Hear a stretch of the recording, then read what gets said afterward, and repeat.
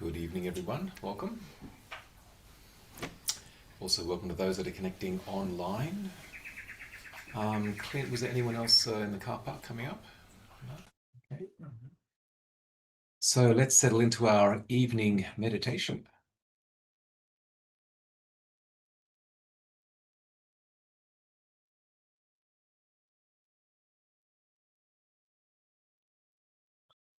So having arrived here, settle into the physical posture of sitting for our meditation. Also bringing the mind into the moment, away from the has been and the might be. Enabling some inner mindful presence, especially by bringing attention to the naturally occurring sensation of our breath. Breath, this life-giving experience of breathing, this perennial process, bringing life to the body and alertness and awareness to the mind. So before focusing on the breath, just relaxing our awareness down into our body, this foundation for experiencing the world through our body, through the senses. So arriving into our body, feeling the body sitting here,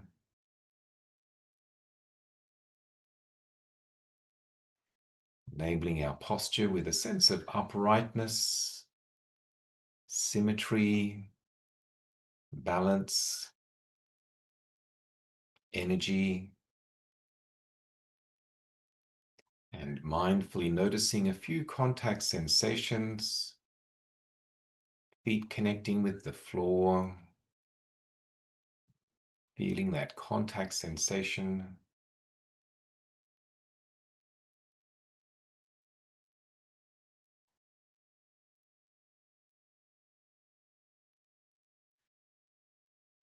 Feeling our body connecting with the chair, the cushion or meditation stool. Just sensing and feeling the connection there, the support of the chair, cushion or stool.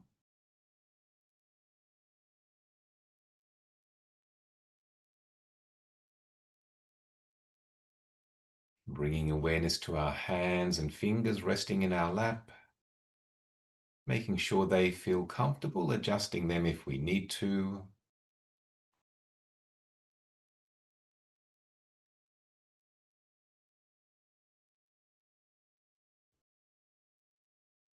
And bringing awareness up to the shoulders.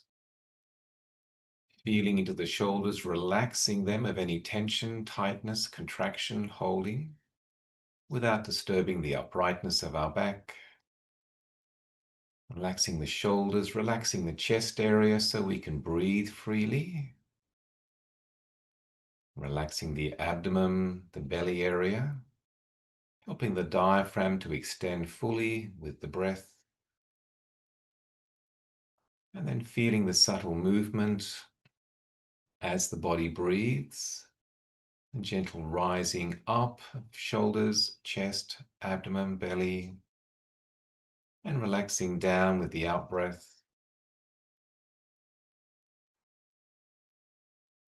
Tuning into that fundamental rhythm,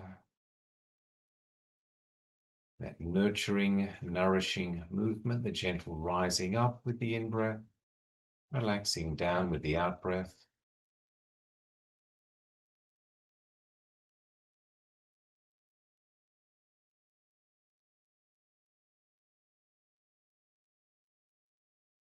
Letting our body find its own natural rhythm and process of breathing.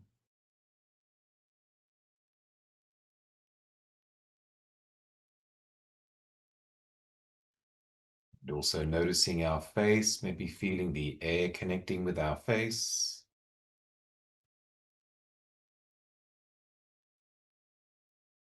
And perceiving subtle light coming in through the closed eyelids.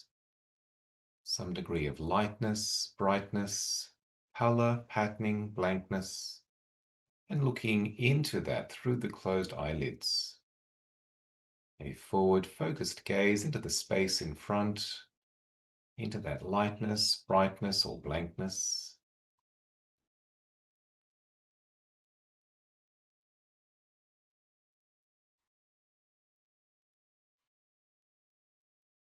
Awareness of a few background sounds, that auditory experience, but without being distracted or disturbed by those sounds. And the same with the mental sight or sounds of thoughts, not being distracted or disturbed by those. And even rather using our mind to bring awareness to the breath, particularly at the nose nostril area, directing attention, sustaining attention to feel the natural inflow, the natural outflow of each soothing, therapeutic breath. Feeling each breath, looking ahead into the lightness, brightness through the closed eyelids, using a mental, meditative word or two in the mind with each breath, and settling into the present moment, making each present moment special by giving attention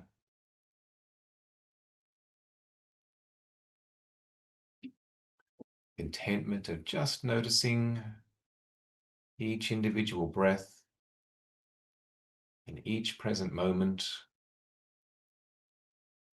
always returning attention back to the breath if it becomes distracted,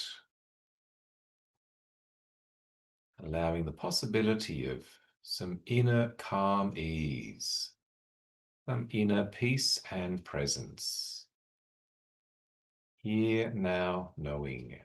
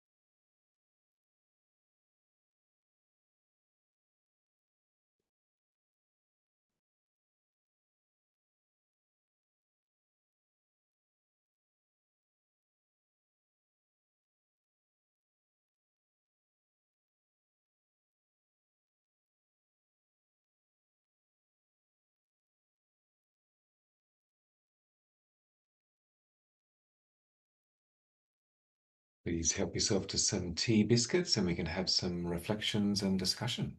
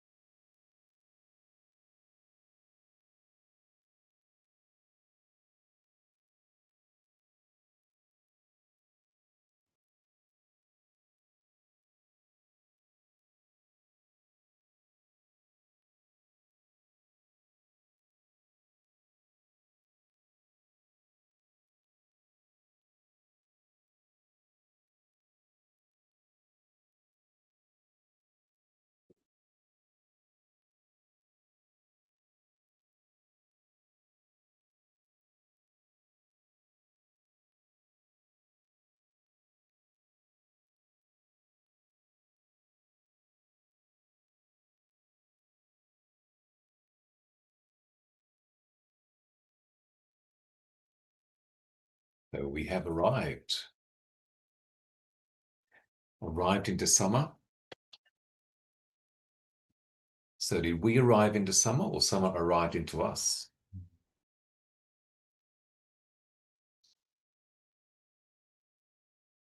Depends on which way you're looking. Yeah. Certainly the passage of time, the process of time.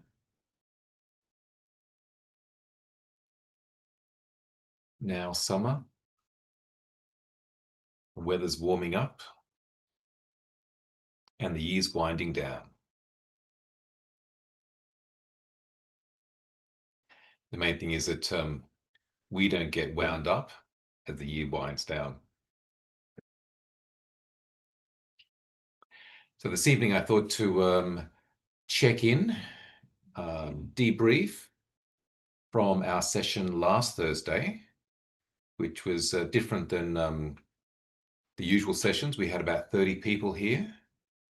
So about, I don't know, 17, 18 people from our group, and then about 10 people from the Dharma Realm monastery group, which included 2 Buddhist monks that were visiting from America. I think they'd been here for about a month. They flew back. They flew to, I think, Taiwan on the 2nd. They're going to be there for a while before then flying back to America. So Venerable Jin Chuan and Venerable Jin Wei. So Jin Chuan is American-born Chinese, and Jin Wei is Polish monk. But they both ended up at City of 10,000 Buddhas Monastery in Talmadge, Northern California, and went through various sort of programs there and ended up ordaining as monks there, and now establishing their own branch monastery in the Redwoods, Northern California. And they have 500 acres of forest. Quite a lot. There was Jin Chuan was saying that their first time to Australia, they found that the forest here is a lot more diverse in trees and plants, and a lot more noisy, a lot more sounds, variety of animals and insects. And I said, what sort of animals, insects do you have in the redwoods? And they said, well, not that much. They've got some I forget what, big cat panthers or something, cougars or big cats. Here there's kangaroos. Certainly the monastery up at Dummerelm on the Gold Coast has lots of kangaroos, huge possums, even I think they had koalas as well, and a lot of insects, as we have here, cicadas and so forth, being in the subtropics. But it was wonderful to have them here for last Thursday night. Again, a large group of people, and for them to guide the meditation and offer some teachings together. And you got the sense that they very much work together in offering teachings and guidance. And I'd done 7-day retreat with them a few weeks ago, so I stayed in the monastery there, residential, for 7 days, and they very much work together. Even if one's giving a talk, the other one sort of brings in examples or ideas, and they sort of flow very well together, supporting each other, which can be interesting as well. I guess there's both blessings and blights of that, because I could see it sometimes. One was giving a talk, the other one sort of mentions something else, then goes off on a tangent, and one's like, getting the attention back. And but it was wonderful to have them certainly here and offering some teachings and guidance around that theme of spiritual friendship, Kalyanamitta, the Buddhist word for lovely friendship, or a lovely friend, which the Buddha pointed out was the whole of the holy life, not half of the holy life. It's so important to have that companionship, that support, whether that supporting person is another monk or another nun, if you're monastic, or the teacher, or if you're a lay person, someone that you connect with and share with, could be a partner that you're practicing meditation with and living with as well. So really, really important to have that. And certainly, as they pointed out, to have that spiritual friendship with oneself, because it makes it very difficult to practice spiritual practice meditation if you don't have that loving, caring, kindness, acceptance, friendliness with oneself. If you don't like yourself, it's very difficult to sit down with yourself and be there with you in your own mind, heart, for a period of meditation. So befriending oneself, and they brought up some ideas around that you probably heard, for those that were here, and can certainly share. I know Justin remembers something in particular around that, befriending oneself. And I felt personally that they were talking very much. I could see the influence of their friendship with the Theravada Buddhist monks, the Theravada forest monks that they've spent time with. They spent quite a deal of time in Abhayagiri Monastery with the monks there. It's a branch monastery of Ajahn Chah's in Northern California, which, as I mentioned, Master Wa, their teacher or master, gave the land to Ajahn Sumedho to set up as a branch monastery of Ajahn Sumedho in America. And so there's a great connection there, so that even when there was massive forest fires a few years ago in America, then the monks of Abhayagiri went and took refuge in City of 10,000 Buddhas, as a place to be. Unfortunately, their monastery didn't get burnt, was sort of saved. Remarkably, strangely, even the firefighters like, this is amazing. The fire's gone all around, but your monastery has been saved. There's something strange or weird going on there. Um, he was protected by the forest celestial beings, maybe. But I certainly could hear the way in which they were talking and explaining was in many ways as Ajahn Chah and certainly Ajahn Sumedho and the forest monks, the Western forest monks would talk using a sort of a psychological approach, which I think is also quite necessary to help people feel comfortable in connecting with Buddhism, Buddhist teachings, meditation, because the traditional Mahayana approach is quite more devotional orientated. It's teachings are the suttas, which are not necessarily directly from the Buddha. Many of them were created several hundred years after the Buddha had passed, but they can be a bit more of an elaboration, some sort of a bit more fantastic or fantasy type of a fantasy realm type of approach, which certainly expands the mind and creates a sense of joy and openness in the individual that's reading them or chanting them, and also a degree of sort of magical elements to it as well, in terms of protection and chanting, and you will have a longer life and you'll be protected in various ways by chanting these discourses or these mantras. But most Westerners would find that a little bit um, beyond what they want to begin in understanding around Buddhism and meditation themselves, their mind. So the monks are connecting back into more that fundamental approach to the Buddhist teachings and a way of helping people facilitate their understanding of themselves and practice. But certainly, as I mentioned at the end of the session, it'd be wonderful to have them back here if they're able to come back next year. And they've probably got teachings online as well that one could connect in with. Yeah.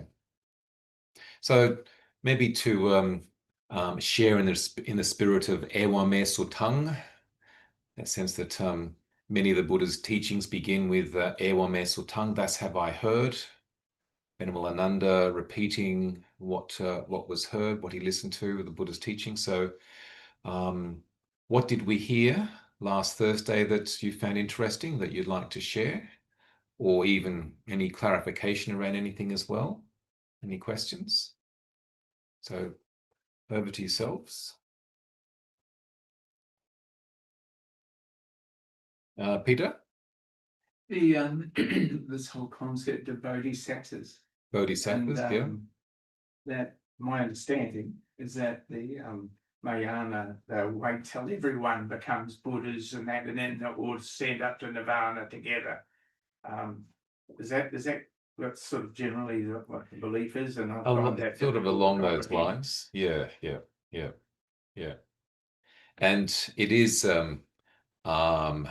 like a wonderful aspiration to, I vow to help, to save, to not attain nirvana until everyone else goes first, and I'll help everyone along the way. And a wonderful aspiration, but it doesn't really fit in the context of Theravada teachings, particularly appreciating that samsara, the whole cycle of life and death, it's endless, even though in the vows that they have, the Bodhisattva vows, samsara is endless, but I vow to save all sentient beings before I will attain nirvana. So it's sort of not rational, but more of an aspiration. And I'm curious myself as well in terms of the readings that I've done into Mahayana Buddhism, how it really works, especially in terms of all those people that have taken the Bodhisattva vow.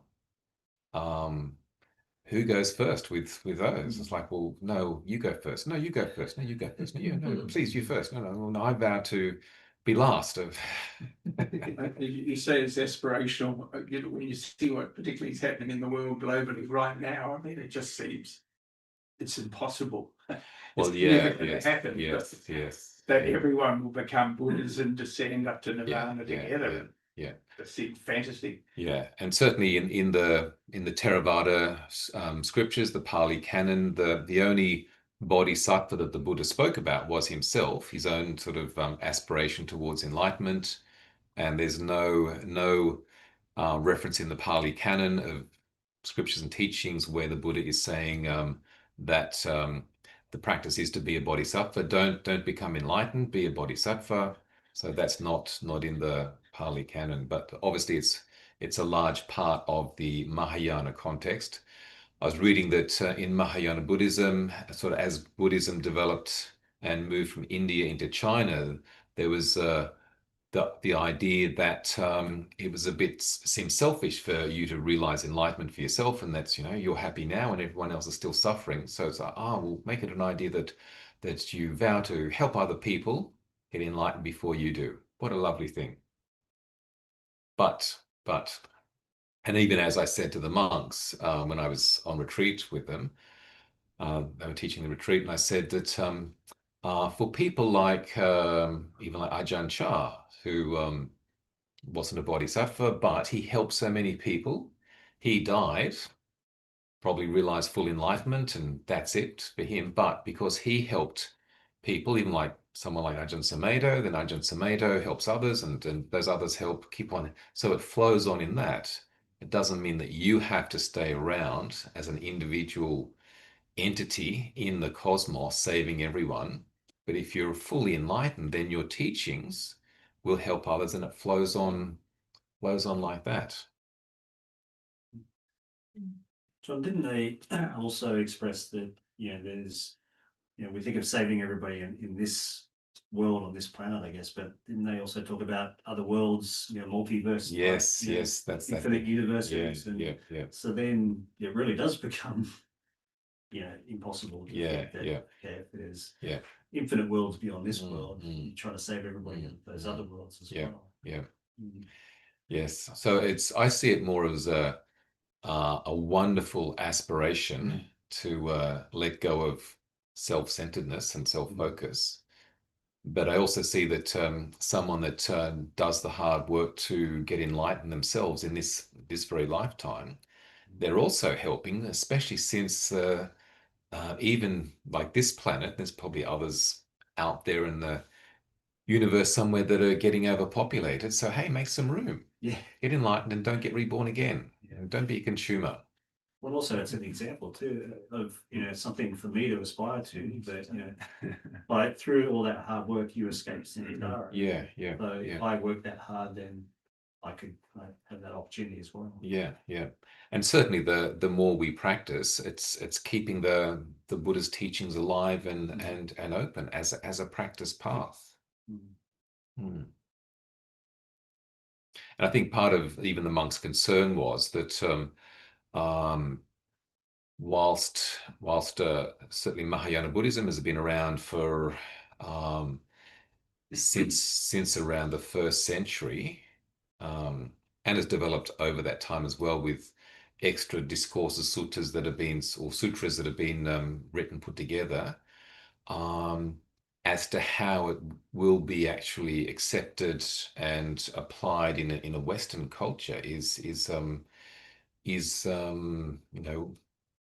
question, a concern.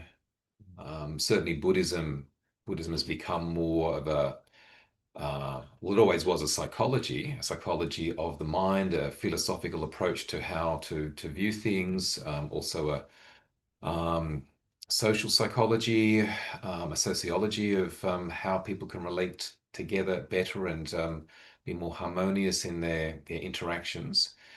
And So in that sense, that Buddhism in Western society has great appeal because of its psychological element, not because of its beliefs. Like it's not so much a belief system, a faith. And people are maybe even rejecting some of the faith religions because they say I'm a rational person. Like I can't believe that stuff. So Buddhism, yes, I can question everything. I don't have to accept things that I don't understand. I can find out for myself, and that's a great draw card for contemporary Buddhism. Yeah, I think the Pali chanting that I've done, I've really enjoyed, but the devotional chanting seems, I don't know if excessive is too strong a word, but it's not as appealing to me, certainly. Yeah. But some chanting, I certainly see the value in that. But that seems to be a big part of the Mahayana. It is, yeah, very much. So it's like that liberation or realization comes from devotion to, and not just Siddhartha Gautama the Buddha, but all these other Buddhas, particularly that Vairochana Buddha, who is spoken about as the sort of this main Buddha, and that Siddhartha was a manifestation of Vairochana Buddha, and so this is more the Mahayana approach. And Amitabha, the Maitreya Buddha, the Buddha of the future, and Amitabha Buddha, and the Buddha of light, and there's all the infinite Buddhas, the cosmic Buddhas, and around the place. But it's more that devotional approach that uplifts the mind and that helps to purify the mind. So that's more of their approach. And certainly, when I was doing this retreat, it was more chanting, recitation, mantras, bowing than it was meditation. But I guess one would say, well, the actual chanting becomes a meditation in itself. And I'm sure maybe different people from different backgrounds or just different personalities that might seem more attractive. Yeah, to them for sure. In the Theravada approach. Yep. Each to their own. And I think Buddhism is meant to put you on a path to understanding yourself, then letting go of yourself, and living a life that is following the Eightfold Path in terms of having right actions and right morals. And every person will come to that differently. And I think there was things on last Thursday that really resonated with me that I thought, oh, that makes a lot of sense to how I've come to this. And it doesn't mean that I then was like, Mahayana is for me. I don't think that at all. But I thought it was great that they also spoke about that they had taken a lot from Theravada Buddhism. Yeah. And it had helped them inform their own practice. And so I feel like last week helped inform my practice. Yeah, that's good. And I think that is the collective way that Buddhism as a whole helps people. Yeah, for sure. It's great that we're not hearing people saying, well, this is the only way or There this is is the one right way, way. this is how you say it. Yeah, there are multiple ways, and you may take bits from different traditions, different paths. And I think that's very much Master Wa's vision. He in this book, Dharma Talks in Europe, given by Venerable Master Wa in 1990. So there's even photographs of him at Amaravati. I'm in the background. And also I visited him with the monks and nuns from Amaravati in his monastery in America. But he's very much saying that there needs to be more of a coming together and an understanding of the northern and the southern traditions, so Mahayana and Theravada, because there's many things that are helpful in both. There's also some things in both of those traditions that is not so helpful. And even where Theravada Buddhism, like we've studied early Buddhism, but if you go to Thailand, which is a Theravada Buddhist country, you see a lot of Buddhism there. It's Buddhism, it's not the Buddha's teachings, but monks are doing it, and it's more Thai culture, things that have been added on, as can be found in Sri Lanka, in Burma, and very much say in Mahayana Buddhism, particularly also in Tibet and also in Japan, Zen Buddhism, the things that are added on to the fundamental core teachings of the Buddha. It's something I struggled with Christianity and the Catholic Church when I was growing up. I was like, well, what is really God's word versus man's interpretation of what he thinks Sure. God's Yeah. word is. Yeah. And I think Yeah. the same applies with Mm. a lot of the different Buddhist traditions. Yeah. Yeah. Mm. Mm. Peter? John, their robes are certainly much more practical than the Thai. Yeah, I thought so too. Well, and on this retreat, every morning, we did about an hour of chanting, and then we did about 15 minutes of yoga, and then about 15 minutes of meditation. But the monks taught the yoga, and so that because they have these trousers with elastic around the ankles, they're able to do this sort of yoga. But the Theravada monks, they've just got a sarong that can fall apart, and traditionally Theravada monks don't wear underpants. In the rolling of the robe over Yeah, the shoulder. exactly. Yeah, yeah. They're always Yeah, pulling it up yeah, to. yeah. Um, Yeah, so and the smocks, when I was actually a monk in England, we'd make smocks, so something like the monks had, and they were really helpful because it's a smock that you can, underneath it you can wear jumpers and singlets and t-shirts and so forth, and have this smock on top, and then you can put your robe on top of that as well, and also it means that you don't have this bare shoulder as well, and just makes things a lot neater. But the smock that we made was based upon the Mahayana monks smock that they wear. Justin, do you want to mention about that gentle? Yeah, okay. I was just reflecting on thus have I heard, and I think maybe one of the things I heard was the embodied kind of experience of the practice. Mm. And then I'm just sort of coming to this from a slightly different aspect. And I guess thus have I felt from that experience. I think there was an overriding sense of joy of that night of sitting in a room with 30 people. That was quite a joyful experience, and you having organized, that was really joyful. And the way the two monks, the Venerable Chuan and Jin Wei, they just the way they kind of spoke, I think, was very relaxing and just a very sort of relaxed sense of joy. So I was, and what's been reflected on tonight with the kind of discussion of the converging of a few different traditions or Theravada, and it doesn't really get discussed too much about it. It seems to be very separate, the Buddhism, and so that was very joyful. And I think the way they related to people here, and we all said our name and said a few things, I think they really kind of embodied that way of joyfully relating to each other. So then when I heard, the bit that you mentioned was and the bodhisattva path for Jin Wei, that he saw this word bodhisattva and then was really kind of intrigued and then wanted to like help everybody.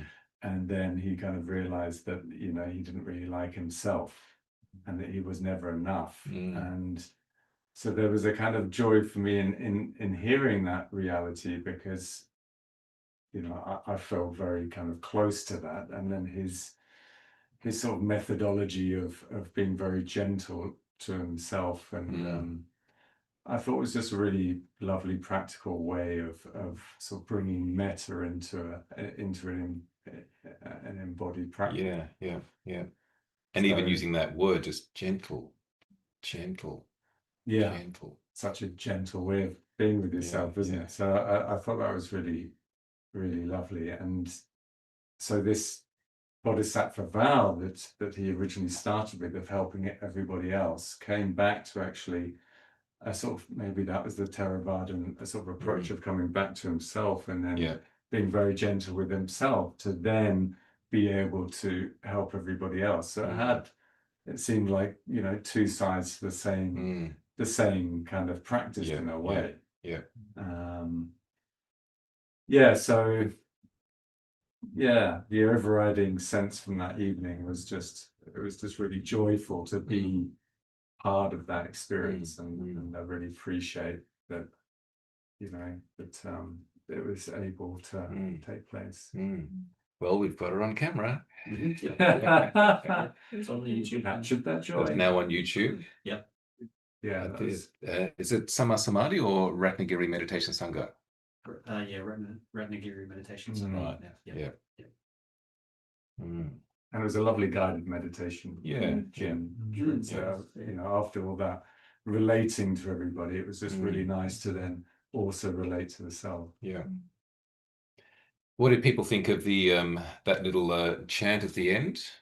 The may we? Good. I thought that was a lovely gift they brought to us as a group.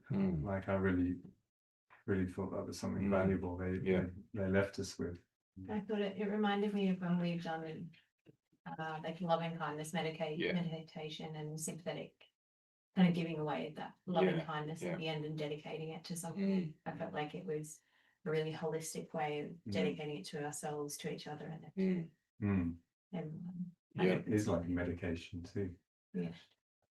But yeah, the rhyme they bought, which has been stuck in my head actually since then. I thought that was the gift that they bought.